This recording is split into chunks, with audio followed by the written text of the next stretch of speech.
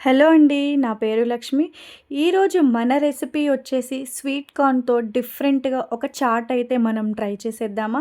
ముందుగా 2 స్వీట్ కార్న్‌లు తీసుకొని దానిపైన ఉన్న పొట్టు మొత్తం వలిచేసుకోవాలి.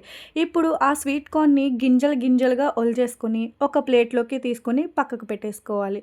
స్వీట్ కార్న్ గింజలు ఒలిచేసుకున్న తర్వాత స్టవ్ మీద ఒక గిన్నె పెట్టుకొని దానిలో హాఫ్ వరకు వాటర్ పోసుకొని ఆ వాటర్‌ని మరిగించుకోవాలి.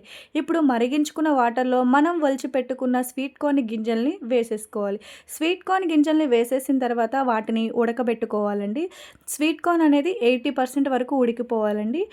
100% ఉడికిపోతే మెత్తగా అయిపోతుంది. సో, 80% వరకు ఉడికితే సరిపోతుంది. ఇప్పుడు దీన్ని తీసుకొని ఒక బౌల్‌లోకి పెట్టేసుకోవాలి. అలానే స్టవ్ మీద కడాయి పెట్టుకొని దానిలో కాస్తంత బటర్ వేసుకోవాలి.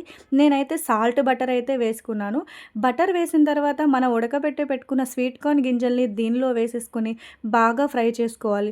దానిలో ఉన్న తేమంతా పోయే వరకు ఫ్రై చేసుకోవాలి.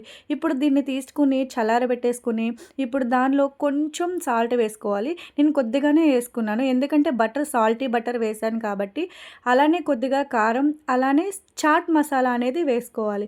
చాట్ మసాలా వేసిన తర్వాత కొంచెం కావాలంటే గరం మసాలా వేసుకోవచ్చు. లేకపోతే స్కిప్ చేసేయొచ్చు.